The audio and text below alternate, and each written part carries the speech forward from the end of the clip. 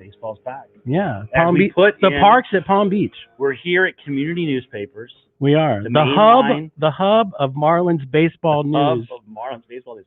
Yeah. And we're here in the Mainline Marlins studio. Official studio. And an important article was published in the I did see that. Was that ghost written, or was it because I didn't see any attribution? Special, man, okay. about the new, us covering the team. That's it. Getting everyone pumped, all the pertinent details down to Picayune rules changes.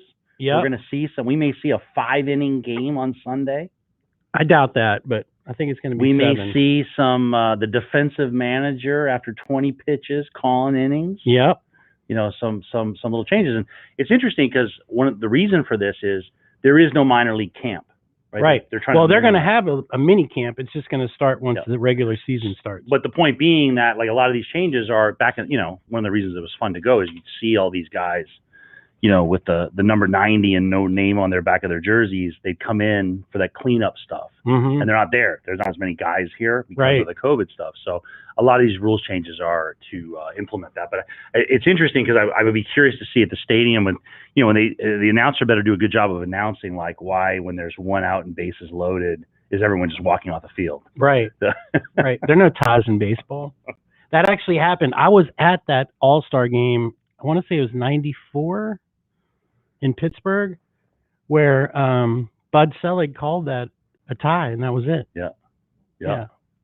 That was one of the worst. That was one of the worst commissioners of baseball of all time. Probably my most hated commissioner. It's so funny too because we were talking about the most exciting play in baseball, and I got to tell you, it's not the most exciting play, but one of the most interesting thing is when the team runs out of pitchers. Yeah, and then the catcher comes in and another backup catcher pitches. I love the backup pitcher comes in. The backup catcher comes in, and he's got some goofy delivery. And I love that. I love two things about it. One is I love the announcers always have the stats somehow, right? His last game pitch was 11th grade at Salisbury High in Pennsylvania, where he got shellacked and gave up 12 hits. Right. He hasn't pitched since he was a sophomore in high school. And I hate to say it, it's like watching a NASCAR. You're just waiting for his forearm to separate from his elbow, Right. And the other thing that happens is it's also interesting to see the batter struggle. Yeah. Because they've never seen the guy throw. He's throwing weird. The speeds are all off. And it is funny to see the guys, these major league batters adjusting to what's happening because they've never seen this guy before. Right. So we're not going to see much of that this week. No. In fact, let's talk about that game for a second because Daniel Castano is going to start, but then I saw where Nick Neidert's going to pitch 2 innings also. So 2 innings from Castano, 2 innings from Neidert on Sunday, and then the guy that they're starting, Houston is starting, is Brandon Belak. Played at Notre Dame. He played in 6 games last year. He got pummeled, 6.7 ERA, gave up 9 bombs in 6 games. Yeah. So, they dialed him, but he's still there. How is he still in camp? But yeah, 6.75 in 6 games, gave up 9 jacks. It's like back to the drawing board on what are you doing? Well, maybe he retooled. What's happening with your fastball that these guys are just lining it up? It's a meatball right down the middle. Here it is, pitch. Yeah, just like the pitching machine. Here you go. So we're waiting for Christina De Nicola from MLB, the new Marlins beat writer that took over for Joe Frisaro. And then I just got an email from her a little bit ago, about 1:20, saying that she was still waiting to be able to speak to the players and that she'd hope it wouldn't take long. This is try number 2 for Christina. So we're going to make it happen. Worst case scenario, we might run into her at Palm Beach. Yeah, we're going to be up there to figure, as it said in the article, we're going to be there from opening pitch to the last out, whether that's 5 innings or 7 innings. Right. Well, I'm talking about to the last out in October. Yeah, man. That's what I'm talking about. So, and the weather's supposed to be, 85, 86 degrees, sunny. I'm kind of interested to see, because I think are they going to have the beer hawkers to come and bring? So you got to go get your beer. No, that's interesting. I would think that they could, but how do they get? They can take payment wireless, maybe. Well, no, they could have a little swiper. No, there's no reason that we couldn't. that they can't pull it off. So maybe that's, they Right, but maybe there's like the touching of it with other people. I know for a fact that at the Canes games, I went to one Canes game, and like for example, they had Ibis, they had Sebastian like in a cage. Like Sebastian couldn't move; he had to stay in this one section. Sebastian was caged. His feathers infecting. There had to be PETA people out there raising hell. No, he wasn't really in a cage, but he had to stay in the section. You could tell, yeah. And they'd highlight him, but he couldn't move around. Oh, right. I don't think we're going to see Orbit hugging kids and kissing. No, that's not going to happen. Yeah. But he's probably definitely not going to come near us because we're going to be all 100% in Marlins gear. It's interesting. The article I talked about. Did you know the history of the name of the Grapefruit League? I did not. So the breakdown of really what happened was, some people say that Casey Stengel, Casey Stengel threw a grapefruit at the Brooklyn Dodgers, Robinson, the manager Robinson. Mm-hmm. But they say that's not what happened. What happened was they were going to do a first. Imagine this first pitch. It was in Daytona Beach. Okay. They were going to do the first pitch of spring training. It was a female pilot, and she was going to drop a baseball. Ooh, that's dangerous. From a plane. That could kill somebody. So of course they don't know why. Why there's no explanation for why. But instead of a baseball, it was a grapefruit from like 10,000 feet, or like that's still going to kill somebody. So they dropped the grapefruit, and the way the story goes is he misses the grapefruit because you can imagine how it's coming. Like a plane is coming fast. Yeah. Like think about the terminal velocity of that grapefruit. It must 120 miles per hour. Falling. That's what terminal velocity. Well, it's falling and then it's moving towards. Yeah, and then you got wind. And he misses it. Apparently, it strikes him in the chest. Yeah. And was he falls like to the ground. incapacitated after that? Well, he falls to the ground, and of course he thinks he's like killed because he's covered in shards of grapefruit flesh. Right. Somebody shot me. Like what's this smell? What's this all over me? What's all this wet stuff all over me? Yeah. So that's the origin. And so it's interesting because I in the article, I thought I did a good job of catching kind of why is spring training different? Yeah. It's a new beginning. It's spring. We're coming out of winter in many of locations. Right. And you get to see some guys that you might not get to see normally. Yep. And you get to see some prospects and hear, that you've heard about, watched on MLB.com or on MLB channel, but you haven't never seen them in real life. Yeah. And that's why I like to go, because you go, you see some guys on the edge. I just pay attention to teams more. Like I'll go. I love going to the Tiger Town. That's one of my favorites. I'm not a Mets fan. Mike Grabkowski, who we're going to go to the game with, is a huge Mets fan. And so I go to a lot of Mets games with him, but I love Port St. Lucie. I love like Little Shea or whatever they call it. Mm-hmm. I think it's a fun place. You get Knish, you get your Knishes, you get your, I love that, and I always say it's also, we get a little bit of it here because of Canes baseball, but like to me, I'll take my daughter down, last time we went, she was 6 years old, and you go by that fence and you hear that ball, the sizzle of the seams. And it's funny seeing her little face, do it. And we had a great incident. We were at not a spring training game, but you know how they do that exhibition game? Yeah. We were in Houston, and they were doing an exhibition game, and a catcher was in the bullpen, and one of the pitchers or one of the coach, I can't remember if it was a coach or a pitcher, but he's throwing one hoppers to the catcher, and the catcher's not trying to catch it. He has a glove, but he's just trying to keep it in front of him. Keeping it in front of him, right? He's just doing his moves. Yeah. And I'm sitting there talking to my daughter who plays baseball. I'm like, hey, look what he's doing. Like he's keeping the ball in front of him. Like he's not scared of the ball. Right. And I can't remember the catcher's name was. I remembered it for a long time, but it was the coolest moment that I've had in a long time in baseball. And the catcher comes over and he goes, is that your daughter? I'm like, yeah. And he goes, what's your name? And my, 6-year-old daughter says, Christina. And he goes, Christina, I want, your dad's right, but I do want to tell you, I'm still a little scared of the ball. And he threw her. Yeah, because when it's really coming, it's coming at 98. Exactly. Smoke. And, that guy is not afraid of the ball, but he was making my daughter feel good. But he threw a ball up to my daughter. We still have that. Oh, cool. Those moments up close, like, it's funny how it makes an impact on people. Yeah. To see my daughter's face at 6 years old, and here's this handsome professional athlete paying attention to us, interacting with us. Right. Like that's how people fall in love with the game, frankly. Right. And I remember, I mean, even up until I was in high school, would take a glove to the game. No, my daughter, she takes a glove. Yeah. She's not coming. Now I'm a man. I can barehand it. I'll catch it barehanded, or I'll use my beer cup. I've seen that done before. Center fielder for the Marlins, Starling Marte. I was there. We were talking earlier. My daughter and Matilda, who we were talking about earlier, the two little girls. Yeah.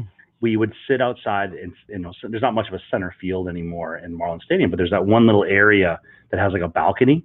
For some reason, we got in there, like there was no one there like watching it. We sat there, and the girls were yelling at him between every inning.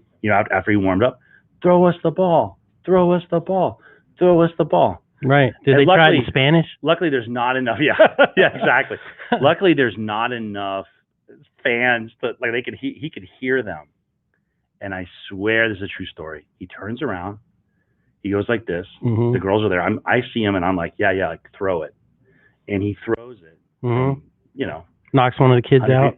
Well, I had to catch it. So it goes, and I have to say, it was an embarrassing moment. Oh, we got her. Oh, good. Yeah. Christina. Can you hear me? How are you? Good. Hey, thanks for coming on. I know it's super hectic up there. Yeah, it's crazy. So yeah, Tommy Stitt and David Winker with the Mainline Marlins podcast. First off, I just want to say congratulations for the promotion to beat writer at MLB. Yeah, that's amazing. Thank you. Yeah, I'm sorry, I'm in between interviews right now. I didn't want to for a second time. Don't worry, we'll make it quick. I promise. No worries. Yeah, awesome. So go ahead, David. How's the week gone? How are things going up there? So I guess the big thing to take away so far is everyone's excited, wants to build off of the success of 2020, but also get a good idea of what these young prospects can do in 2021 and moving forward. So the big word has been progress. And that's, I guess, what we've gradually seen since Derek Jeter and Bruce Sherman took over for the ownership. Right. Do you have a feeling about that competition at second between Jazz and Isan Diaz, how that's going? I read your article. It was awesome, by the way. Thank you. Yeah, I thought the best way to kind of detail the second base battle was sort of give a side-by-side comparison and let, I guess, their words yesterday spoke to us speak for themselves. So obviously, Isan Diaz is supposed to be the one considered the second baseman of the future, and Jazz Chisholm the shortstop of the future. Naturally, Miguel Rojas is in short right now, but those two will be, the front runners. John Birdie is more of a utility player, but this is, Isan's chance to, prove that, he was one of those top prospects in the Christian Yelich trade, that he can take over that spot. Last year was a bit of a wash for him. He, elected to opt out when the outbreak happened. Don't blame him. But then he returned, and then Strange is growing. So he had 7 games under his belt. And before that, he had 40-something as a rookie in 2019. So he really needs to try to win this job and prove that he is that second baseman of the future that they expected. Right. So we did a show yesterday about J.J. Bleday and Peyton Burdick. Mm-hmm. And I think with the addition of Adam Duvall, I don't know that they're going to have a chance to play unless their injuries or one of these guys hits a slump or whatever, and they just want to revitalize the lineup. How do those guys look? What is the vibe around the guys in the outfield? Well, so obviously the starting pitching everyone knows is very young and inexperienced, and on the other hand, you've got the outfield is a bunch of veterans. You've got Starling Marte, Corey Dickerson, and now Adam Duvall, who I think in my story the other day have like 34 years of big league experience, something like that, or 24 between them, Gold Gloves, All-Stars. So it'll be those 3. But then, of course, Dickerson and Marte can become free agents at the end of the year. So, depending on how the season goes, maybe they can get flipped at the trade deadline. Duvall has, I believe, a mutual option. So he technically could, at the end of the season. So at some point, I would expect like those top prospects, Monte Harrison, Jesus Sanchez, who debuted last year, to be up. For J.J. Bleday, I think yesterday we asked Mattingly about that, and he said he wouldn't be surprised maybe by the end of the year, 2021, Bleday could. But, part of the issue is those guys were at the alternate trading site last year. They lost out on a minor league year of development. So they haven't played in, true games since 2019. Right. I would say Blade is ahead of Burdick in terms of just he would seem like the quicker riser, especially as, such a high draft pick at the time. Right. But Blade was out there today taking BP with a lot of, I think, the regulars. But they've been switching out, like in and out people, like whether it's the prospects with each other or some of them with the veterans, just to get, everyone feed off of each other and learn from each other. Yeah, right on. So I got a question, go Christina. ahead. So we put out an article yesterday, kind of just a preview of the season and what was going on. And in going back over the season last year, it was to relive that kind of like how the Marlins shocked. I mean, the people use that term lightly, but shocked the world. I mean, I don't think it was shocking. What do you think about pundits, looking, basically putting the Marlins back in the bottom feeding category this year? Well, it's an interesting year, not just for the Marlins, but for everyone around the league, because, 60-game season is, a small sample size in a 162. I think the biggest thing for the Marlins that probably maybe is the reason why guys are putting them pundits at the end of the division is just they're inexperienced. Like the starting pitching, you could probably put up there with most rotations in the majors, but the problem is they don't have enough innings of experience. So by the time August rolls around, what's going to happen when Sixto Sanchez or a Trevor Rogers or someone runs out of innings? Are they going to try to do a 6-man rotation? How are they going to hold up? And, I guess a lot is said, of course, two of the hot stove splashy signings or trades that, the New York Mets made, or, the Atlanta Braves bringing back Ozuna. Of course, they're the gold standard of the division. The Nationals acquired some guys. So, I mean, it's nothing new for the Marlins to be considered bottom feeders or to be considered underdogs. So that's actually one of the things Miguel Rojas said, I think on the first day of camp, was like the why not us mentality, bottom feeders mentality again. Let people keep saying that and we'll prove them wrong. Right. That's not a bad attitude to have coming out of spring training. Yeah, and if that works, it worked last year. Right. Do you think that's bulletin board material, or do those guys they don't care about that and it's just business as usual? We got to go play the games and then we'll prove it at the end. I think it's a mix, honestly, because when Mattingly spoke to us, I think for the first time this spring, he even brought up that like everyone's picking us last except Christina. I saw you put us fourth.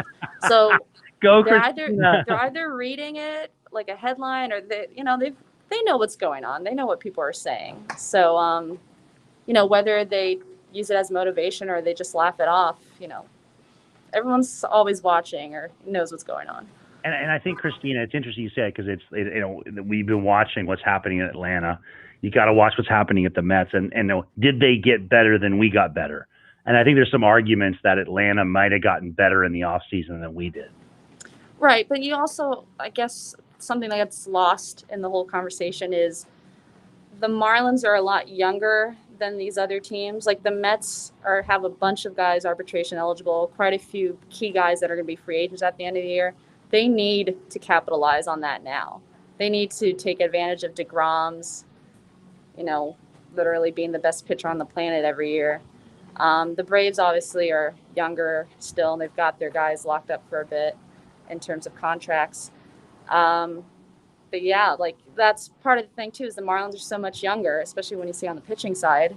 So it's like, are you going to go all in and mortgage the farm that you've been spending the past couple of years trying to nurture and grow for, the possibility that, there's so many factors that could come into play, like COVID could happen again, an outbreak, or, the pitchers don't, obviously, like I said, they'll have innings limits or restrictions at some point. So how realistic is it to go all in like the Padres are, or the White Sox, or the Blue Jays, when they're a little bit further along in their build than the Marlins? They're still they're almost in that in-between stage. I think next offseason will be the big one for them, where they need to make those splashy moves after they've got an idea with these prospects, what they can do, especially the position player ones.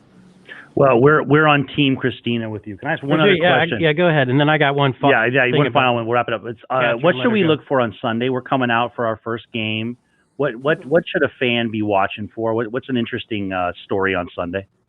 Well, right off the bat, the two pitchers that are going to piggyback off each other, Daniel Castano, obviously we saw a bit last year, who surprised many. He was part of that Ozuna trade with the Cardinals.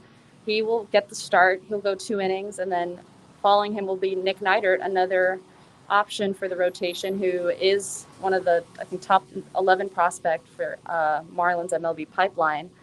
He was one of the guys that got COVID, and then he was kind of out of the bullpen. I would see him as of now as the front runner maybe for the 5th spot, but those are 2 guys, that are competing. A lot of young arms trying to make a name for themselves. And then we'll kind of have an idea of what sort of combination of regulars will be out there for position players. But the big thing is definitely those 2 pitchers. They'll both go 2 innings, and it's a 7-inning game. Right. Hey, so we talked about the competition at second base at the beginning, but there's also a competition behind the plate between Alfaro and Chad Wallach, and then also Sandy Leone as an NRI. What do you think he brings to the table, besides he's won a world championship with the Red Sox in 2016? Right. Well, I think the Marlins established on day one that they have full confidence in Jorge Alfaro as their catcher. He spent the whole offseason training, going back and forth between Miami and Jupiter instead of going home to see family in Colombia, working both on his hitting, but also especially his game calling, developing, I guess, a rapport with the pitchers, something he said in the past he maybe had struggled with, kind of getting to know them or communicate properly. So I wouldn't say there's a competition there.